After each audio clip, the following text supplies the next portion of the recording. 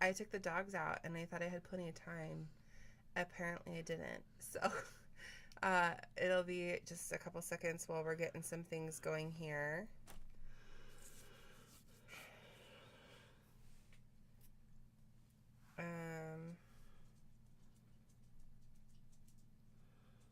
There. Oh. Yeah. There we go. Yeah, that was my issue. You actually have to stream. I was streaming. I was just streaming that one instead of that one.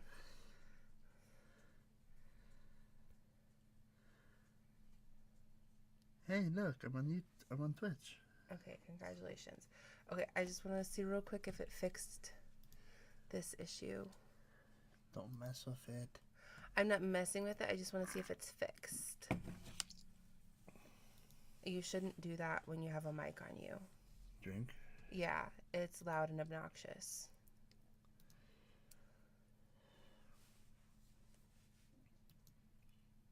Well, it's not what I wanted, but it works. Okay. I figured it out. Okay. But we need to have these open so we can see chat. Well, I guess we can see chat for this on here. Okay. So, welcome to our podcast. Now that we're getting ourselves situated, you can actually scoot so you're in the frame. There we go. So hopefully we have better sound than last week. Can you also not burp into the microphone? I'm sorry. Okay, you gotta be aware of your sounds. Okay. So welcome to the podcast. I know we had some sound issues last week, where people couldn't hear us. I think we maybe have that issue overly fixed where you probably just heard John's belch, and I'm sorry about that. He's another human and I can't control him, and I'm still struggling with that reality. So today we are talking about comparing our experiences with Texas Children's Hospital and Mayo Clinic, and we can talk a little bit about our experience at Intermountain and Salt Lake as well, but we didn't have surgery, or it was all kind of just prenatal care that was there. So we can talk about that a little bit, and then we're going to talk about the beginnings of our Make-A-Wish journey. So yeah, that's exciting. Yeah, it's exciting in a good way, and then also super emotional and sad. Yeah, we've been crying all afternoon because stupid Make-A-Wish videos make you cry. If you ever just need a good cry, go look up Make-A-Wish videos on YouTube and you will be bawling in 2 seconds. Yeah, even if you're not a crier. He was bawling. So, yeah. But let's talk about the hospital stuff first, because that was something that we kind of wanted to touch on last week. And before the moment completely passes us and we're not interested in talking about it at all, let's talk about that. But if you look in that, you can see where your face is. Oh. And it looks like you're falling out of the camera. So could you scooch back over a little bit? There we go. We have to be cozy. Our setup is for cozy. I like cozy. Okay, so get comfortable with cozy. But also if you push me out of frame, then that's also an issue. Then you're going to smack me. I hope you guys find this entertaining. Okay, so Mayo Clinic. We went to Mayo Clinic a couple weeks ago, and I don't know about you, but personally that was probably one of the best hospital experiences I've ever had in my life. Yeah, because the initial thing with it was I felt like it was back at Texas Children's with one appointment after another appointment, and then you have to go from this place to that place to that place. So it felt like a very long clinical day, but it didn't feel long in a sense like we weren't heard. It just felt long then in a sense that we had to walk so many long distances. That's a valid con. Because at Texas Children's, all your appointments are pretty much in one place. you're just in the same lobby and then going to this store and then to this store and then to this store. And behind none of the doors is like a free car or like, I don't know, what are the other things that you get on? No, there's something free behind one of the doors. What was free behind one of the doors? Your son is getting surgery. That's true, but that wasn't free. That's actually super expensive. But yeah, there wasn't anything super exciting or free behind any of the doors, so that was a bit disappointing. But so at Texas Children's, at least how it was when we were there, it's been a few years now, but there was like one lobby, and then when it was time for your x-ray, you went to this door in the lobby and you had your x-ray, and then you came back, and then you had your echo and you came back, and then you saw the doctor and you came back. The big downside, I feel like, for clinic days was that we were often there the entire day, and they would say our appointments were going to be at like 7:30, 8:30, and 9:30, and so we'd expect to be home for lunch, but we'd still be waiting to see the doctor at like 2, and we'd be like, so should we go get lunch? Like, what's going on? And they'd often be like, well, you're next on the list. Like, every time we'd ask him, like, so what's happening? Like, the kids are hungry, I'm hungry, like, this is chaos.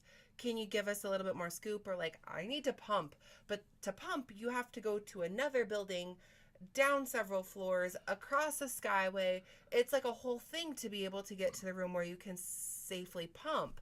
So like, it was just such an issue. And I feel like the whole like logistics for parents was a huge issue at Texas Children's for clinic days. Whereas I feel like the situation at Mayo Clinic, it was a lot of walking. So be sure you've got your tennis shoes on, bring the stroller, bring the wagon, do your however you do best with... Bring your 65-inch TV for the kid to keep him entertained. Or tablet. Okay, that too. Okay. So, yeah, definitely bring modes of transportation to make traveling throughout the hospital more logistical. They do have wheelchairs available, but that doesn't really help with little kids necessarily. So, and I guess that's the perspective that we're talking about. But so it was like, you have this appointment on this floor at in this building on this side, and then you check back in, and then you have an appointment on the same floor in the same building but on the other side, and then you have an appointment in the other building on a different floor, and then another appointment on another floor in another building. And so you were walking a lot more, but people were really good about giving us directions. And because of that, I think there was a lot more space between appointments. So we knew that like we were going to be there for 4 hours to hit all of the appointments. And we knew we had gaps to like, okay, we've got an hour between this appointment and this appointment, so let's go get lunch. We've got an hour between this appointment and this appointment, so let's go out to the garden and take our masks off so we can breathe for a second. And I think that made the day just feel so much more relaxed because we had better expectations. You know what it reminds me of kind of like? Like, in a sense, you're back at college. You end one appointment at this time, and then you have this amount of time. You mean like classes? Yeah, you have your class ends at this time, and then you have so much time to get to your next class. And that's kind of how the appointments were. They were, and I think that's the difference too, is that they were spot on with their appointments. Yeah, they were usually a little bit ahead. So if you checked in like 10, 15 minutes ahead of your appointment, they usually got you back pretty quickly from when you checked in. Except for the echo, because that one had big signs saying, no, the EEG. The EKG. EKG, they had big signs, do not arrive before your appointed time. To be fair, we were going to go 2 hours before our appointment time. So, like, that was valid. We shouldn't have checked in at that point. I'm too American now.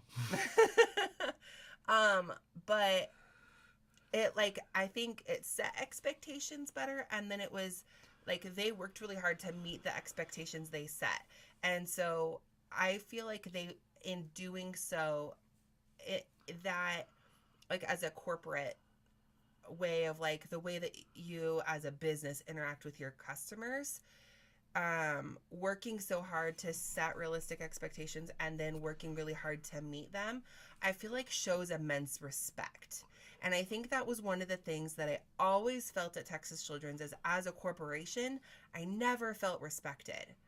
And so I'd say that like there's just like some corporate values that translate in the way that they do business that like because we didn't really know a whole lot of other different, we didn't know that it could be different, but now that we do, it's like, oh, this is how you should do business. To be fair too, it's just like um, going to these kinds of appointments is super stressful. It's not it's just a checkup and you're done in 30 minutes and you go back. But if you're serving a customer who's always going to be stressed coming to see you, you should set it up to be the least stressful way possible if you know they're coming stressed. Yeah, but let me finish. And that's what the difference was. It's like, I feel like at Texas Children's, it was a machine just clanking on. We were just a cog in the machine, in what made the machine turn. Whereas at Mayo, we were treated as an individual family with an individual kid. Like with the EKG, double checking, does this look right, does this look right? The doctor's amount of time the doctor spent with us in his office going over things, the echo, the COVID test. It was like each instance we were treated as an individual family and with an individual child with individual needs. Yeah. I think also what's noteworthy is in that of like being seen as individuals, several people asked how to say our last name. And then also they almost always called Henry. And in his chart, because his legal name is John, so like we'll know like if they're calling John, like, oh, that's us. But and actually several of the offices didn't even call names. It was like a little buzzer. Mm-hmm. But so like on HIPAA privacy, like that is even better. But they would call, like when we go to sit down with the doctor, with the nurse or whatever, they'd say Henry, go by Henry. And that was always acknowledged and recognized and discussed or like said initially. Whereas I feel like most of the time at Texas Children's, we were often having to say like, he goes by Henry. Because they'd say, oh, John, come here, John. And he'd like, who are you talking to? My dad? Like, especially at that age, like he didn't know. And so like just even in that being seen as an individual, to recognize the like preferred name and to use the preferred name and to make a point of doing that, and that's like across the staff, I think that says something. Yeah, and I think what to me what was important was we saw the interventional cardiologist who not only like second guessed Henry's primary cardiologist, but actually came into like a supportive role of like, okay, this needs to happen and this needs to be done in this kind of way. And our primary cardiologist trained at Mayo Clinic and still works with Mayo Clinic. But that's so there's more conjoined conversations happening. But what I'm trying to say was that like there wasn't a conflicting message between one cardiologist to another cardiologist. Well, we never had that at Texas Children's either. But that's what when we fired the Texas Children's cardiologist and we saw a different cardiologist, we had more of that issue. But before, like, it sounds like we're just knocking Texas Children's, and we did definitely have a lot of hard things that happened at Texas Children's that felt like they didn't need to be so hard. And I would say that stands out. There was a lot of amazing, awesome things that Texas Children's did. And some of that comes from the fact that they see a ton of kids with heart defects.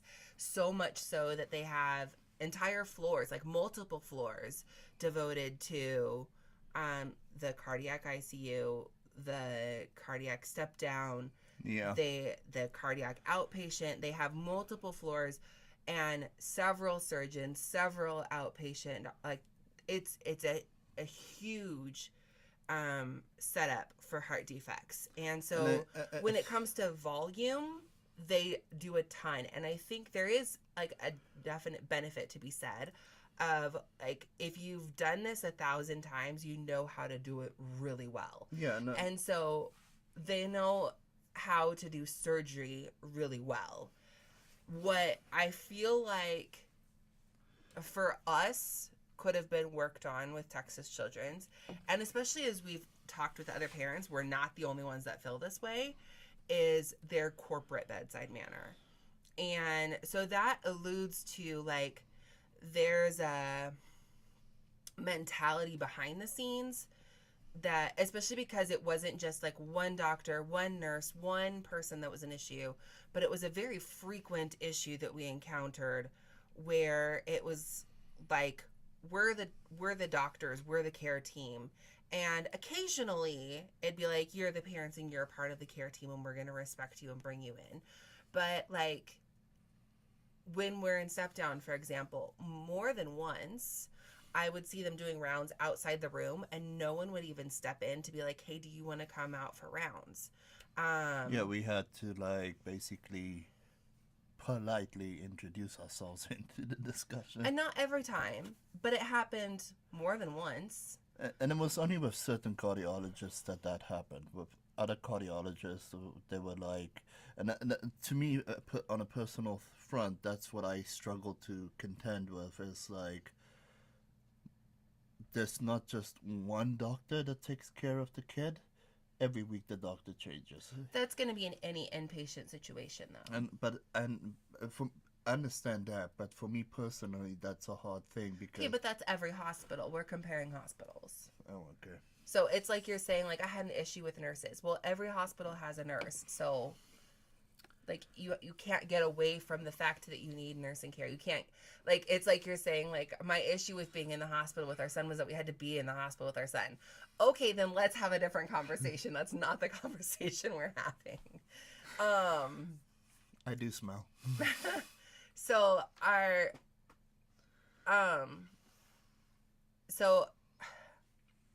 okay, you have to pay for parking at both. It's about the same.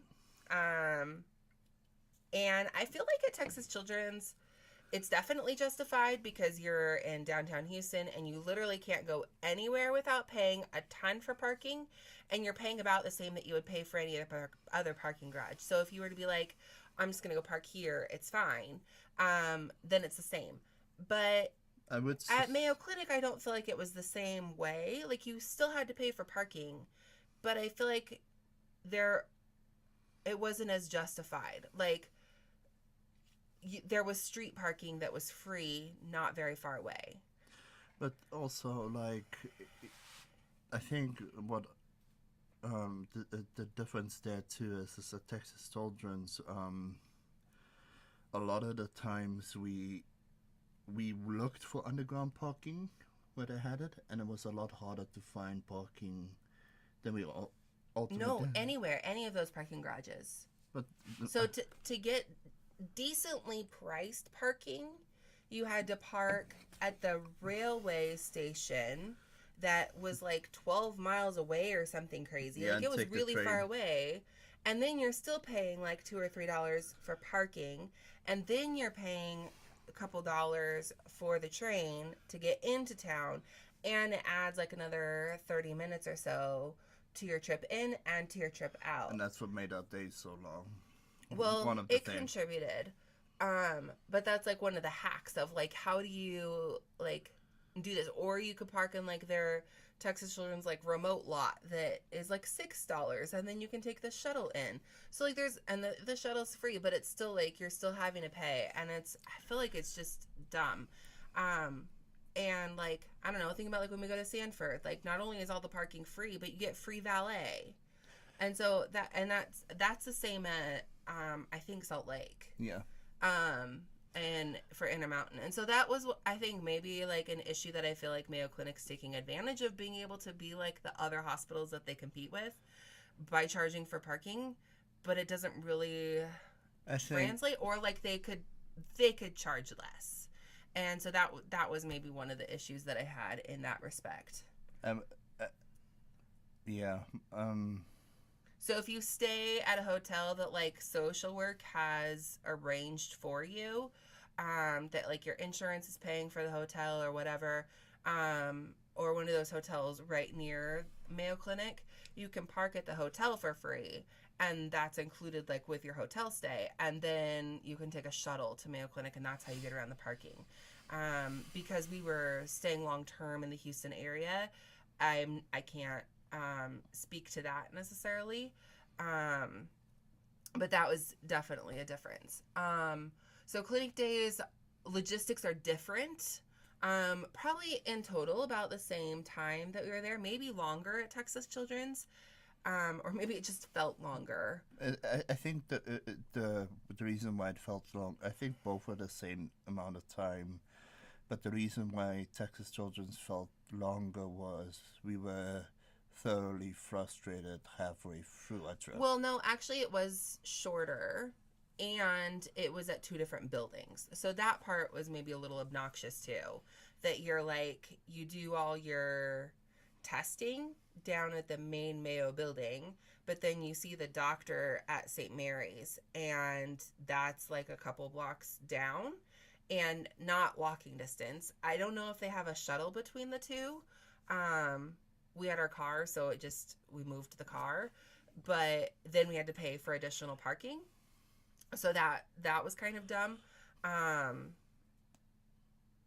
I guess if we had the shuttle to go to the hotel, we probably could take the shuttle that way. I guess we'll have to look into that a little bit more.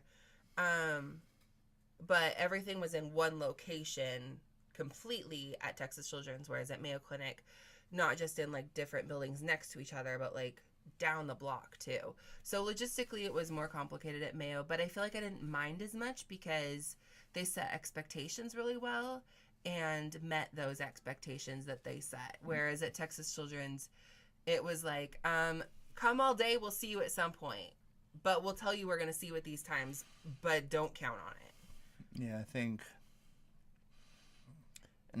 and I think there's logic to the way Mayo does things, and there's logic to the way Texas Children's does things. In Texas Children's, I feel like the belief is if everything is localized and centralized, it's a quick hop between appointments.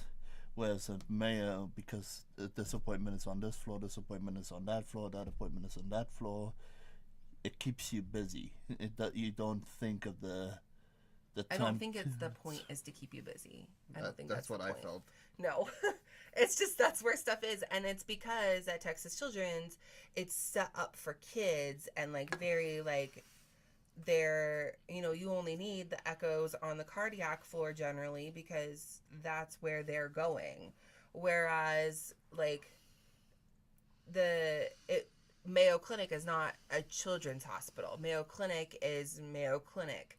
And so you're seeing cancer patients, you're seeing like all these other kinds of patients that are there for their various reasons of needing to be at Mayo Clinic, of all ages, and they're going to the same testing areas. So they're divided. I don't know how their organizational structure of like layout is, or like their logic behind the layout. Obviously, they're very good at Tetris. But I feel like you're thinking that that's on purpose, and it's not. It's because of where the facilities were that we needed, but they weren't necessarily. I'm agreeing with you. Okay. So that was our clinic day experience. I feel like also maybe they're better at like realistically setting up their scheduling, because only right at the very end of our appointment did I feel a little bit rushed with the doctor. Whereas at Texas Children's, whenever we saw the doctor, it always felt rushed, and we were always hours behind schedule. And so I'm not sure, like, even if we were like the first patient in the morning, and I'm not sure why the scheduling is so rough that way, that like you would always be behind schedule and never have time to see the patients that you're supposed to be seeing. But that's how it always felt. And so I think scheduling, like there's like just some, I guess, logistics I think it's a tricky balance to have, because it's just like, as much as we want to feel like we the only parents that is having the situation with Henry, there's a multitude of other parents that have situations similar, and so it's just like, Well, right. So that's what they say at the, Texas Children's. Like, well, we have all these patients. We have to see all of them. Well, so does Mayo. yeah, but that's But Mayo schedules it in a way that, like, you feel prioritized and you have space to have your appointment. And so if at Texas Children's they're saying the doctors only have 10 minutes with each patient, but it takes them an average of 25 minutes to see each patient, then you should adjust the scheduling to see each patient for 25 minutes rather than running so far behind. Okay. I'm just saying, like, that's, like, it's not that hard. But yeah, It should be, like, you should be doing business with your end client in mind, and I feel like that isn't the case with the outpatient.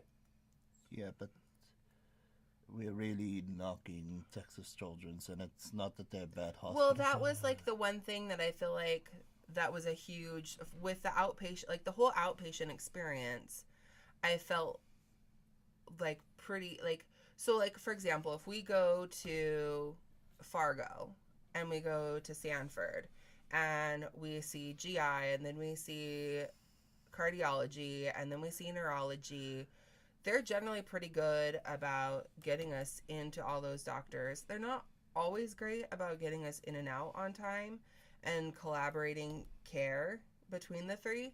So Mayo Clinic did that really well, and I feel like Texas Children's does that okay. Like, when we've had to do, like, we have to see this doctor and this doctor and this doctor, they'll, like, if they're running super late with this appointment, they'll call the other place and be like, hey, do you have time to see this patient because we're running behind? And they'll, like, swap you down to the other specialty. You remember? Yeah. So, like, there's some of those things that go okay, but, like, and to be fair, like, Mayo Clinic, we only saw the one specialty. But we're comparing our experiences and we're just talking about outpatient. Yeah, and but I'm just saying. I was trying to make a point about specifically how they structure the scheduling, and then you were like, stop talking. It's not that I want. And so, like, why are your negative things more valid than my negative things? It's not that my negative things is more valid than yours. I just feel like when we compare things, it's not just, we shouldn't just completely knock the one, because if you're in the southern hemisphere of the United States and you're in Texas, that's why I said they're really good at doing what they do. You need to. And I started saying the good stuff, and then you went back to bad stuff. Okay, sorry. So this is also marriage counseling, apparently. We are live, and this is not pre-scripted. Can we talk about that conversion now? No, because we haven't even talked about being in the hospital. That's true. So then, which I guess Henry didn't have a full admission, but he did have surgery at Mayo Clinic. We'll be going for our full admission in, like, cardiac ICU and to step down for this coming up in August next month. But we've spent an extensive amount of time at Texas Children's, and you know, when it comes to surgeons, like, everyone who's looked at Henry's heart has said Dr. Heinley did an amazing job. So if you are needing a heart surgeon, Dr. Heinley at Texas Children's, like, he's your best friend. Can't be better. And his staff is amazing. And that was, like, the one thing that I was like, I could never complain about the surgeon or his specific team. Like, they're amazing. But the problem is you can't have access to them without also having access, or, like, having to work with the outpatient clinic and the teams on the floor. And so we can't really compare the teams on the floor, I guess, specifically just yet, because we haven't had that admission. So that's maybe something that we can do later on. But that's why I was talking about parking. And I was talking about how Mayo Clinic maybe didn't need, and you changed. So, like, I was giving the pro cons and saying the things that were good at Texas, and you were the one who was like, stop it. You're right. I'm wrong. Sorry. Okay, so parking, logistics, like traveling logistics, all those kinds of things. Social workers at Mayo Clinic were amazing in helping plan everything. Um, I have to follow up to see what came of the situation, but I was charged for my phone visits with the social worker. I feel like insurance should cover that. But I haven't fully followed through to see. But there was a bill on my Mayo Clinic account for my visit with the social worker about Henry. So that left me scratching my head a little bit. I need to follow up and see if insurance covered that or if they figured that out.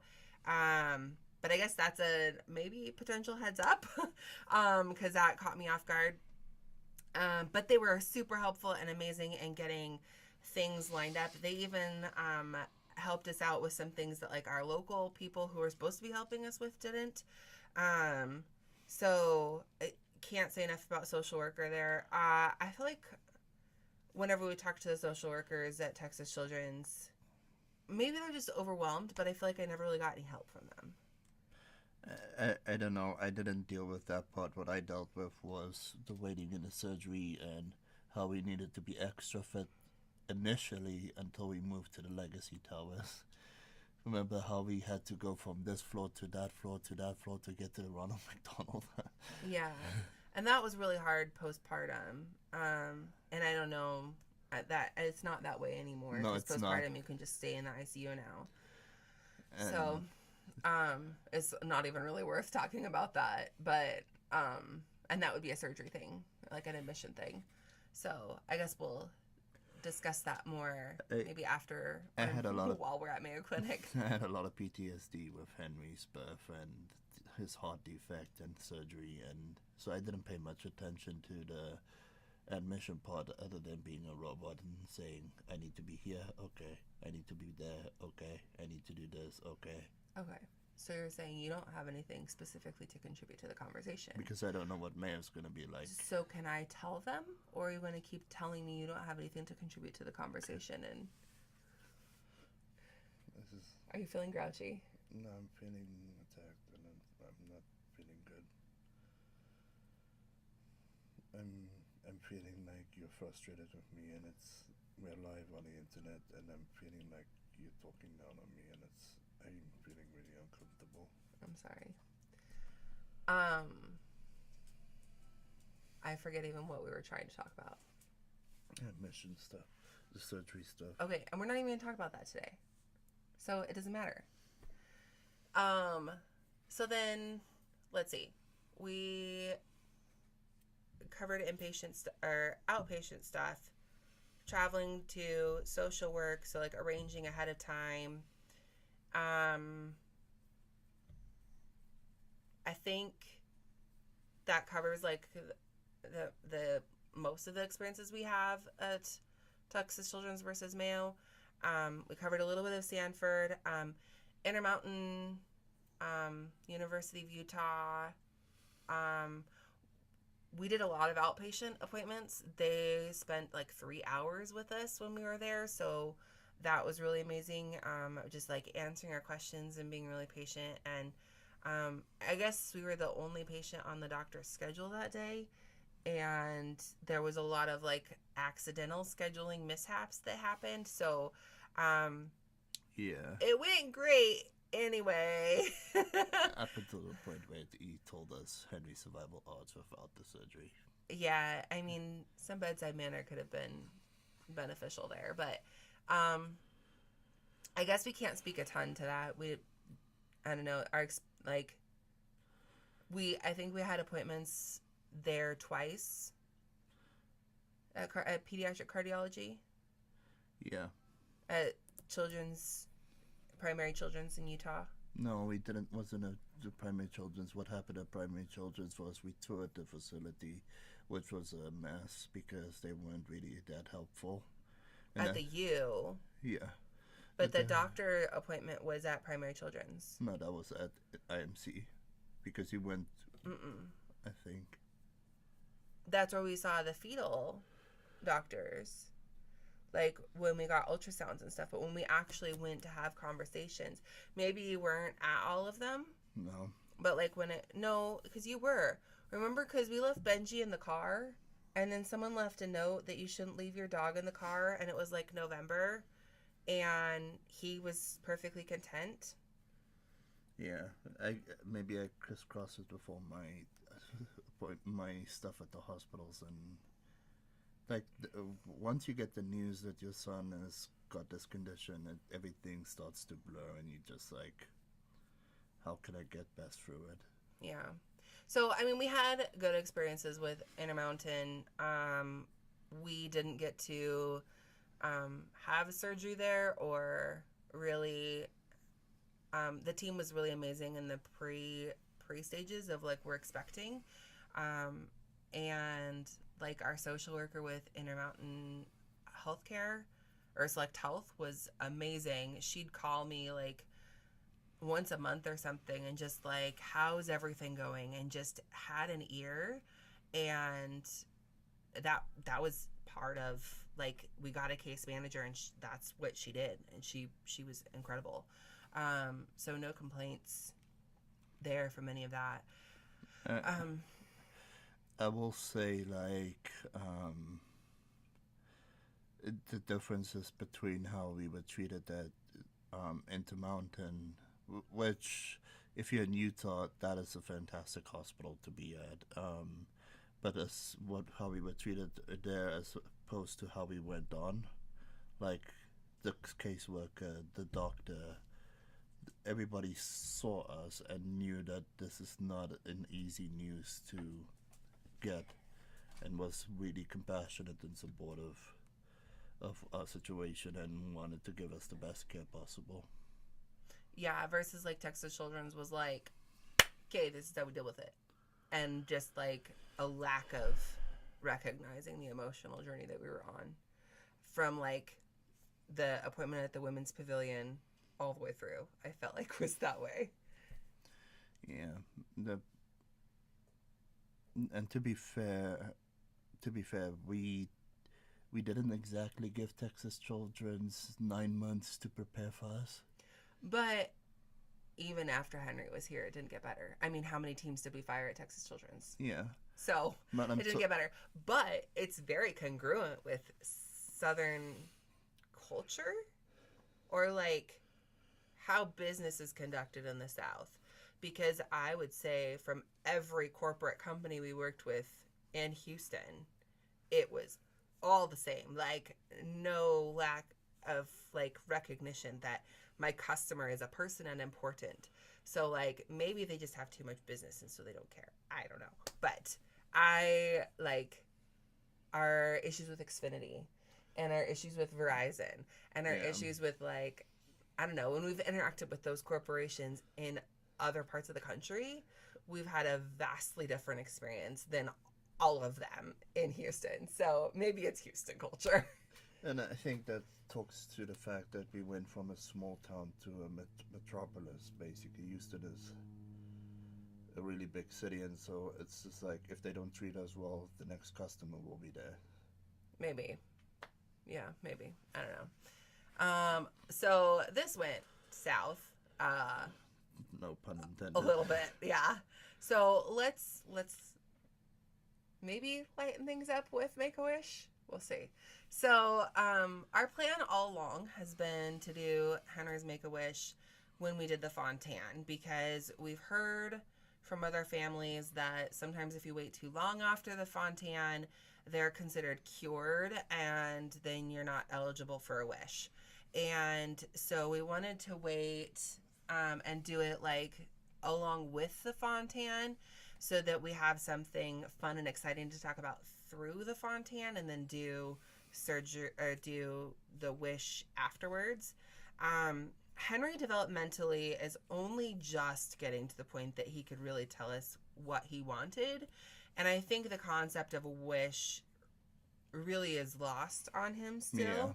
But I think if we talk about like what are things that he's randomly out of the blue asked for, he's asked for a new sibling recently. Which I don't think Make-A-Wish can grant. Yeah, I don't think that's the kind of wishes they grant, and I'm not ready for that wish to be granted. So we're going to nix that one and parental veto it.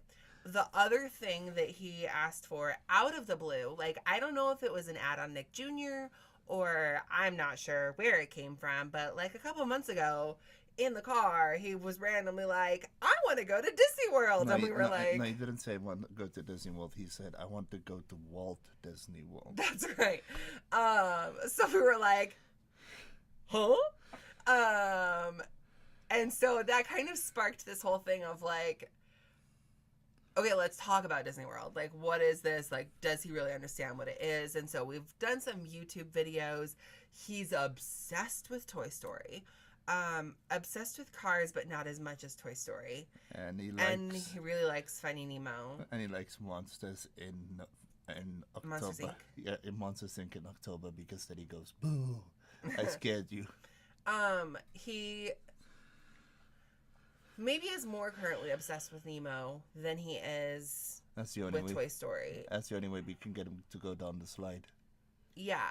So that's why. So like, I'm not sure exactly where it comes from, but this like corkscrew slides, he says, Nemo, go down the drain, and then he'll go. But like, if you just say like, come down the slide, he won't go. But then if you're like, it's like Nemo, then he'll be like, oh, okay, let's do this. And he'll do it. So, so we're definitely a little Nemo obsessed right now. And then like every time we take a bath, he's like, where did Nemo go? So definitely more Finding Nemo. But anyways, he's very Disney interested and has talked about going to Walt Disney World. So we are planning with our initiation of the process of Make-A-Wish to help him wish to go to Disney World. And it's like, so we did some we did some wish granting Let's Cry videos today, but then we also did some research into more of like, what is the Disney World trip like? And the Give Kids the World Village is really cool. And you get 3-day park hopper pass for the Disney parks. You get 2-day park pass for Universal Studios, and you get a pass for SeaWorld. And then there's like Santa comes to the Give Kids the World Village once a week, and there's all these things that happen at Give Kids the World, and you get like food and all this stuff like totally taken care of. And then during your days at the different parks, like you get different passes and different perks and things like that that come with Make-A-Wish. So I feel like one of the reasons I've always kind of leaned towards Walt Disney World is like any of the other things that you can pretty much wish for the most part, you can buy. But this level of Disney World, you can't buy. And so that's one of the reasons I've always kind of leaned towards it, is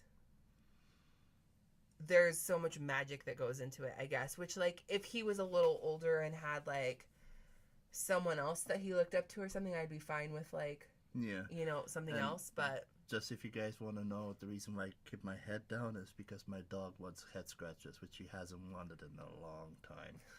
Okay. So... Your stream stopped. No, it's still going. No.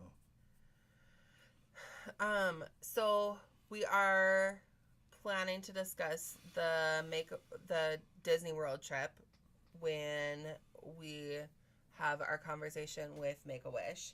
So I just did the referral today because it occurred to me like in the middle of the night last night that like, oh, we're doing the Fontaine, we should also be doing the Make-A-Wish process.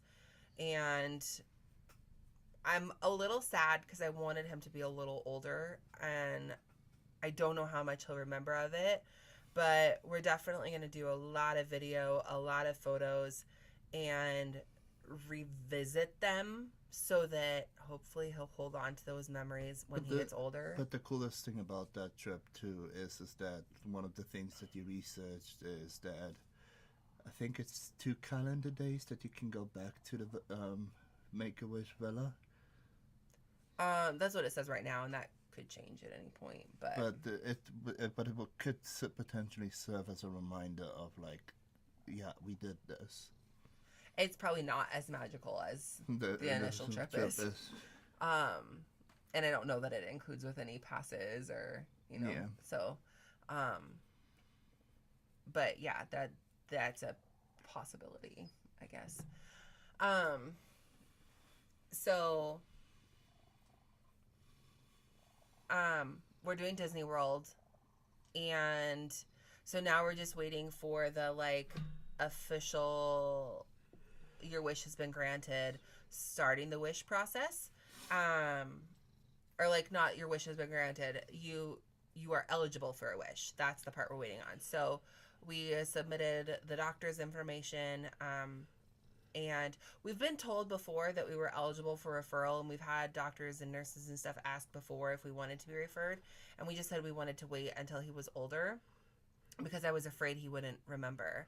I think doing it with the Fontan and giving him something to look forward to through the Fontan, and like on those, like I think about like recovery afterwards, especially if he does have the complications that they're expecting after surgery, to be able to, like, if he's having a down day in the hospital, say like, let's pull up some YouTube videos about Disney World and like talk about our upcoming Disney World trip. Like, I think that'll be a good spirit lifter for those hard days. Even now he's having some of those hard days where you can sense that we are talking about his surgery, but he doesn't really fully understand what's going on, so he's having a hard time coping with that. And so talking about Disney today was like, you could see the spark of, hey, I want to go to Toy Story Mania.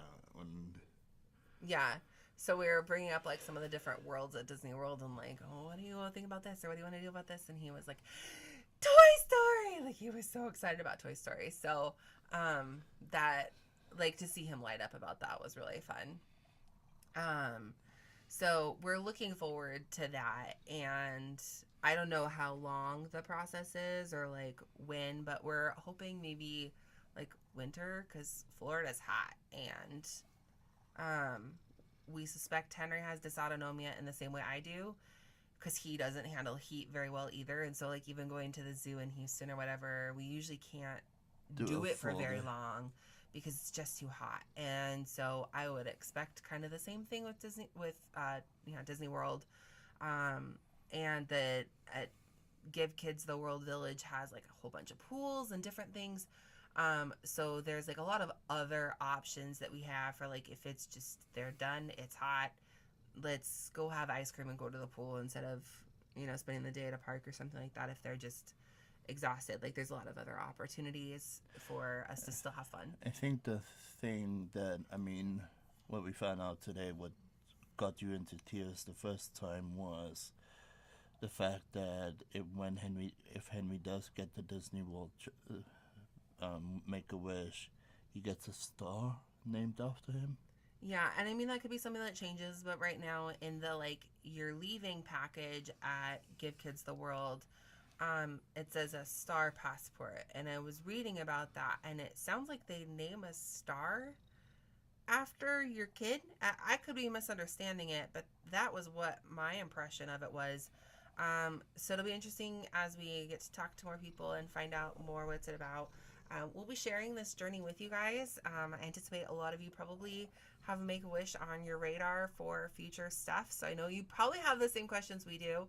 So we'll be sharing all this as we go, and we'll definitely include you guys in on the wish granting ceremony, and that whole process for getting a wish. We've used Icing Smiles in the past, which, for those who don't know, Icing Smiles is kind of similar to Make-A-Wish, but they give you cakes, and they work with local bakers and like cool cakes So you can do it for your birthday, you can do it for your wish granting ceremony, you can kind of do it for whatever you want. And then you get one like dream cake per lifetime. So I kind of feel like we should save the dream cake for later still, rather than using it. I was originally planning to do it for the wish granting ceremony, but because he's so young and still isn't going to get as much input, I feel like we should wait for the And I think cake. it would be a conflict of interest if Henry has his what do you call it? His cake, his perfect cake. Yeah. And it's the Paw Patrol Tower, and he's going to Disney World. Yeah. So I think we'll save that. If you were hearing some weird noises, it was my cat purring on my lap. He purrs really loud. Sorry. But with Icing Smiles, you get a cake every year, and then you also can apply for your the siblings to get cakes too, which I think is really great because then it reduces that issue of like, how come my sibling always gets an amazing cake and I never do? So to be eligible for Icing Smiles, you have to have had surgery in the last 2 years or some like medical qualifying event, and qualifying for Make-A-Wish counts as a qualifying event. But the open heart surgery counts as a qualifying event too. So we'll be able to use an Icing Smiles cake for his wish ceremony. And then you get one cake, I think, per calendar year or something like that. And then the sibling cakes. And then it's also like based on what they can find locally. So where we're at locally, there aren't any bakers like in our specific geographic area. If we look beyond that, like kind of like we would have to drive and go pick it up, and it'd be a little bit more of a thing, but it's fine.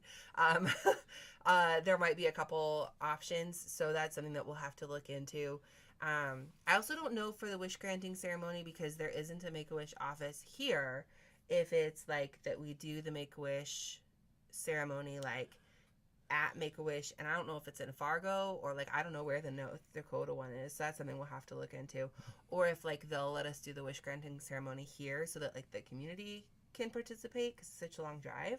I don't know how that works, so we'll have to do some investigating because we live more rurally. But I've been to a wish granting ceremony at Make-A-Wish in Salt Lake, and that was really cool because they did it at Make-A-Wish, and there was like all the stars for all the kids that have had wishes granted there, and like I don't know, there was so much within that was just really cool. I really loved that experience of going to Layla's Make-A-Wish ceremony. That was really fun. So I don't know, it'll be an interesting experience. What did you on this wish side for? The dog that doesn't shed, that does shed. It was supposed to be a Labradoodle that doesn't shed because she has breathing issues, but It was a Labradoodle that was naughty. well, there was some genetic issues, I guess, and he does shed, but they love him anyways. So, and like she specifically loves him, and that's the point. So, We don't know anything about pets shedding, do we? as we're sitting here covered in hair because our pets have gravitated to us. So we compared hospital systems a little bit, got in a little bit of a fight. We're fine. Talked about Make-A-Wish. More to come with Make-A-Wish. I feel like there was something I was going to talk about with Make-A-Wish, and now I can't think of what it was. I guess this is where taking notes probably does help. Yeah. Yeah. I think, I don't know, it's hot. It's... Oh, I've got your fan on. And you're also wearing, like, winter pajamas. Gee, thanks. I'm not hot. I'm wearing a summer dress. I'm done. Okay, guys, I'm going to go kiss and make up to my husband. I hope you guys have a great night, and I hope you've enjoyed this episode of Growing with the Groenewalds. And we'll see you next time. Hopefully we'll be in better moods. Thanks for tolerating us, and we'll see you next episode. Thanks. Oh, and I guess we didn't announce this well. So we're doing live stream marathons on Saturdays to help raise funds for our son to go to Mayo Clinic. So like to help raise funds to cover some of the expenses that the insurance company isn't covering. So upgrading our hotel room to a not full bed because he's 6'7". The gas to get there because our insurance doesn't cover that. Food while we're there because they barely cover food. And it's expensive to eat when you don't have a kitchenette. So I'm hoping we can upgrade to a room that has a kitchenette or figure something else out with that, because we're supposed to be there 2 to 4 weeks. So it's a long time to not have like at least a fridge and a microwave. I don't know. We'll see. Yeah, you guys can follow me on Gaming with John G on Twitch on Saturdays. Well, both of us. Like, yeah, I'm just giving mine. You can give yours. We'll just put the links in the description. It's fine. Okay. But we'll be doing that on Saturdays from 3 a.m. to 3 p.m. or 3 a.m. Saturday to 3 a.m. Sunday. So that means we can't do the podcast on Saturdays. So we're gonna do the podcast on Sundays, at least until we go to Mayo. Maybe while we're at Mayo too, because that might be, I don't know. Maybe we'll just keep it Sundays because we just kind of randomly picked Saturdays anyways.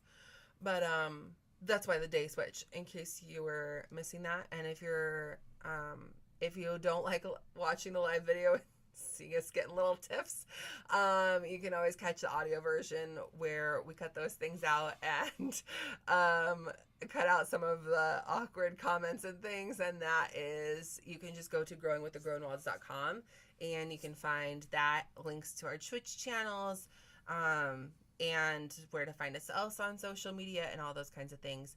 So thank you so much for watching, and I hope you guys have a great night. And the end. I gotta find. Our setup is too messy. I can't find things.